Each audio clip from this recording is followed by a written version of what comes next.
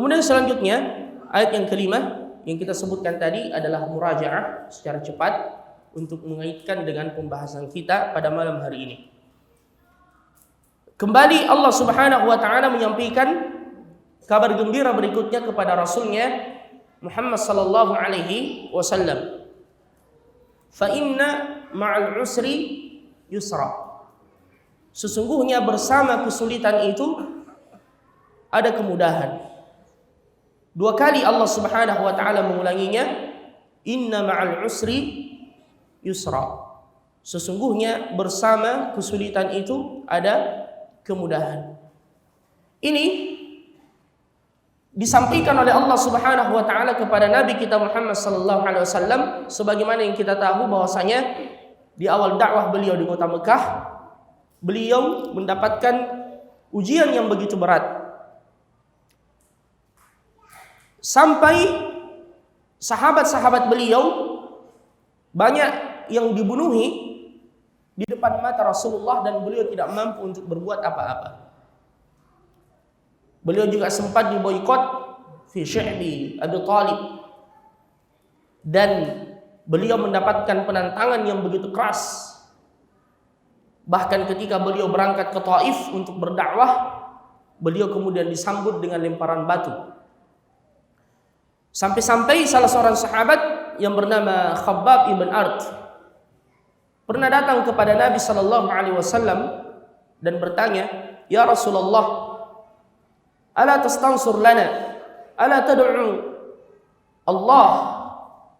Mengapa Anda tidak berdoa kepada Allah Subhanahu wa taala, meminta pertolongan untuk kita?" Jadi mungkin perkataan yang seperti ini juga ada di dalam hati kita melihat sebahagian saudara-saudara kita yang ditindas di berbagai penjuru dunia.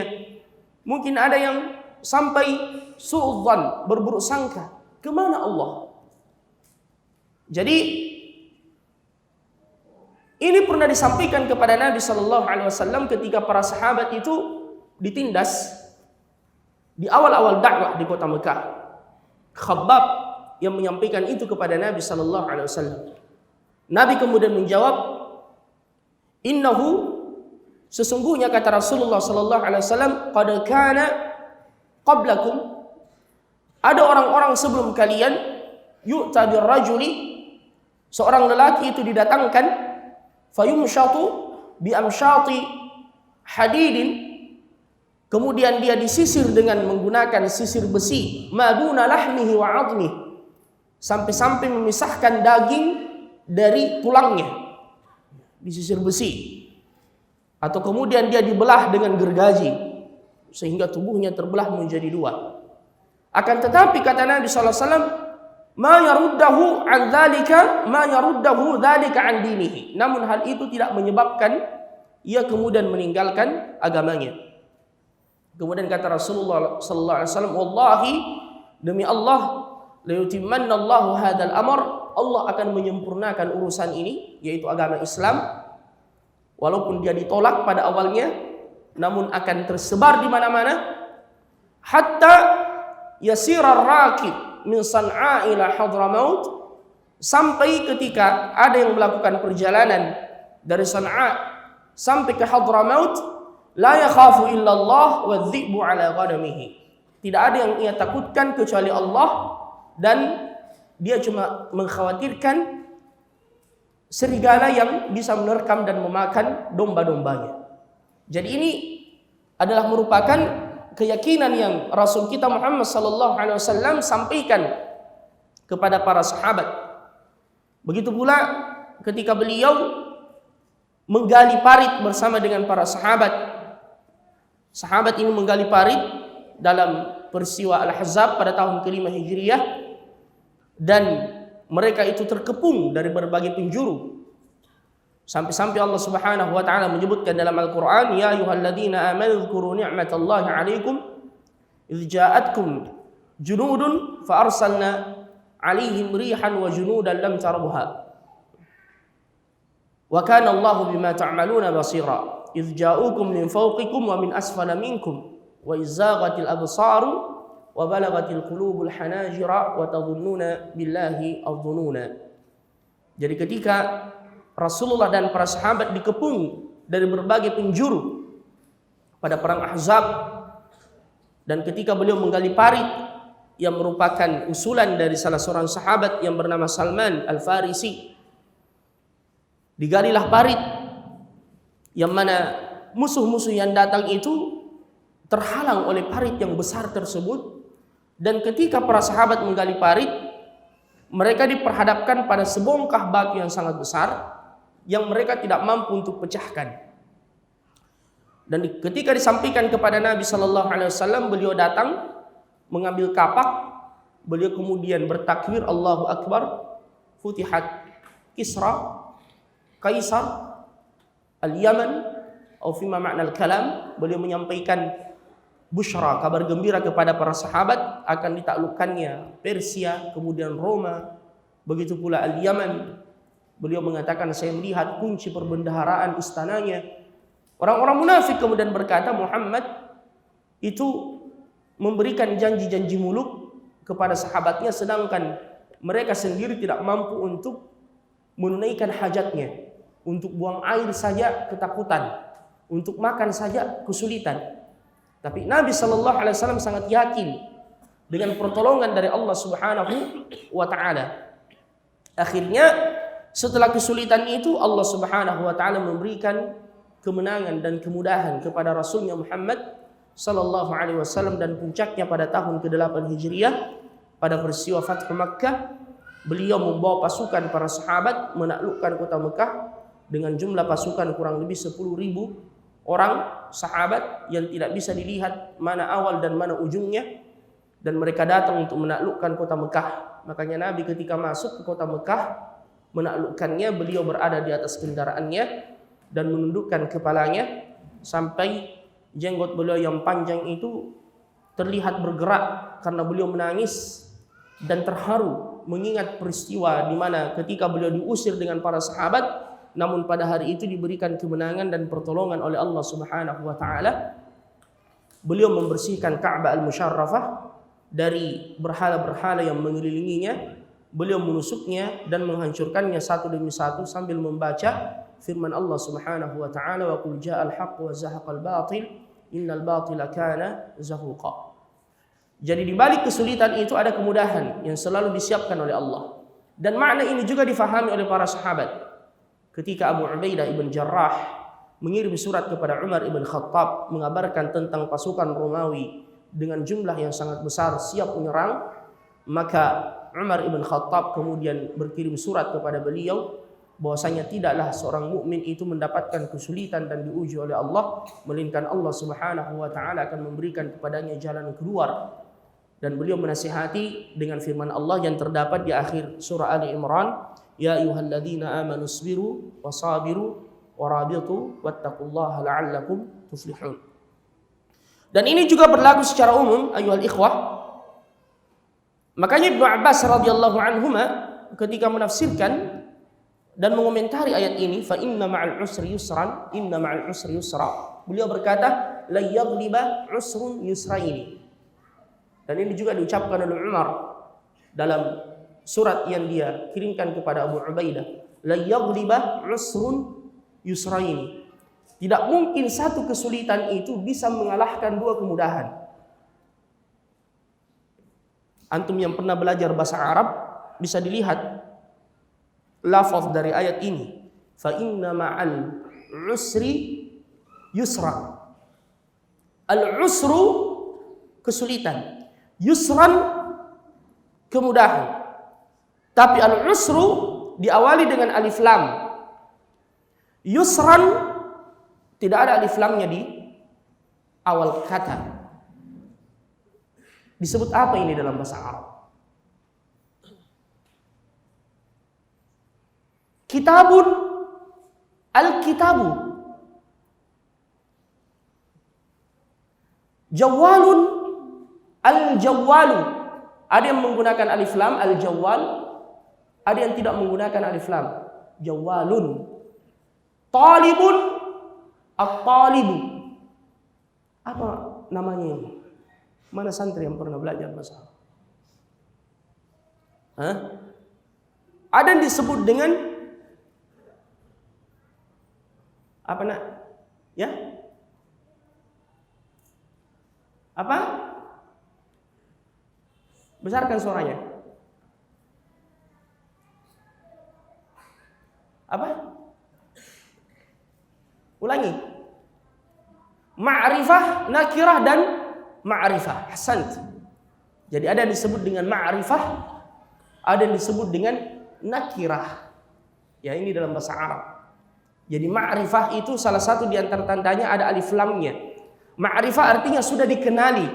Adapun nakirah, ya, untuk membantu antum agar tidak lupa, masih dikira-kira.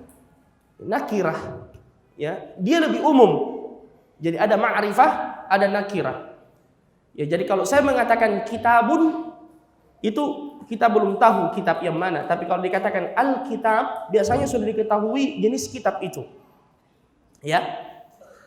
Dan coba kita lihat di sini, kata al-usru menggunakan alif lam. Ini salah satu di antara tanda al-ma'rifah, yaitu adanya alif lam pada awalnya. Adapun yusran ini nakirah. Diulangi 2 kali, inna ma'al usri yusran, inna ma'al usri yusra. Dan kata para ulama kita, kalau ma'rifah diulangi 2 kali, diucapkan 2 kali, berarti itu juga. Itu juga, tidak ada yang lain. Tapi kalau yusran, nakirah diulangi 2 kali, beda yang pertama dan beda yang kedua. Jadi apa maksudnya di sini?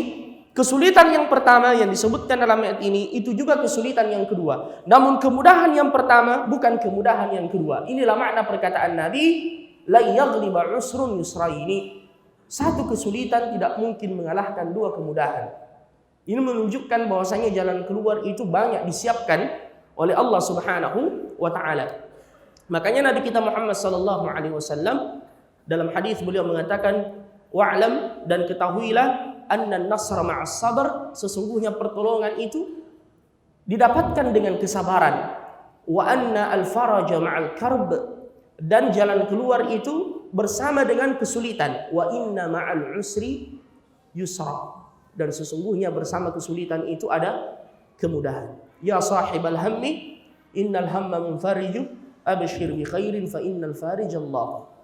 Wahai orang yang tertimpa kesulitan, jangan kalian larut dalam kesedihan, bergembiralah, berbahagialah, niscaya Allah Subhanahu wa taala akan memberikan solusi dari masalah yang Anda hadapi.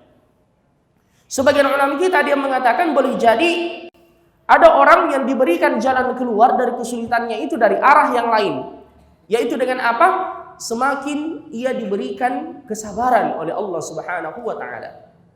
Jadi mungkin masalahnya banyak, ujiannya luar biasa, namun Allah memberikan kepadanya kesabaran. Yang dengan kesabaran itu justru ia menikmati musibah dan ujian tersebut. Ya, dengan kesabaran itu justru ia menikmati ujian dan musibah yang Allah Subhanahu wa taala berikan kepadanya.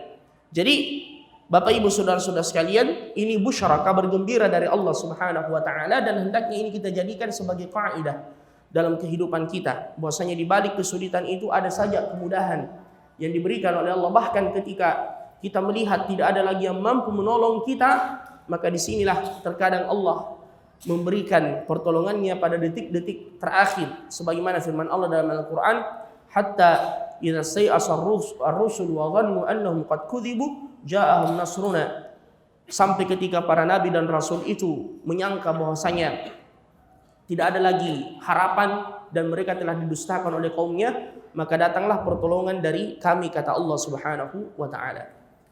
Oleh karenanya seorang mukmin harus selalu yakin dengan pertolongan dari Allah dan juga banyak berdoa kepada Allah Subhanahu wa taala. Ada beberapa doa yang diajarkan oleh Nabi yang dengannya Allah akan menghilangkan kegelisahan kita, akan menghilangkan kegalauan kita, akan menghilangkan kesedihan kita. Ya, di antaranya ya Hayyu ya Qayyum bi rahmatika astaghits aslih li sya'ni kullah wa la takilni ila nafsi tarfat 'ain. Ini doa yang bagus kita baca. Ya Hayyu ya Qayyum bi rahmatika astaghits. Wahai yang Maha Hidup, Ya Hayy, Ya Qayyum. Qayyum artinya yang mengurus urusan makhluknya dan hambanya. Birahmatika, dengan rahmatmu, astaghits, aku meminta pertolongan kepadamu. Atau kita membaca sebagaimana perkataan Nabi kepada salah seorang sahabiyah, Asma bintu Umais. Beliau berkata, maukah engkau aku ajarkan sebuah ucapan yang jika engkau ucapkan Allah akan menghilangkan kesedihanmu? Ya.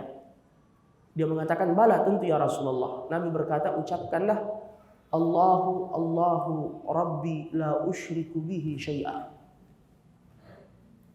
Jadi kalau ada di antara kita yang diperhadapkan pada masalah yang berat, ucapkan ini. Allahu Rabbi la usyriku bihi syai'a. Singkat sekali. Ini kita bersandar kepada Allah. Ini doa diajarkan oleh Nabi sallallahu alaihi wasallam. Allah Rabbi, Tuhanku, la usyriku bihi syai'a. Saya tidak mempersekutukannya dengan apapun juga. Ini saya Allah akan menghilangkan kesulitan itu. Ada lagi doa yang lain, sebagaimana kata Ibnu Mas'ud radhiyallahu anhu.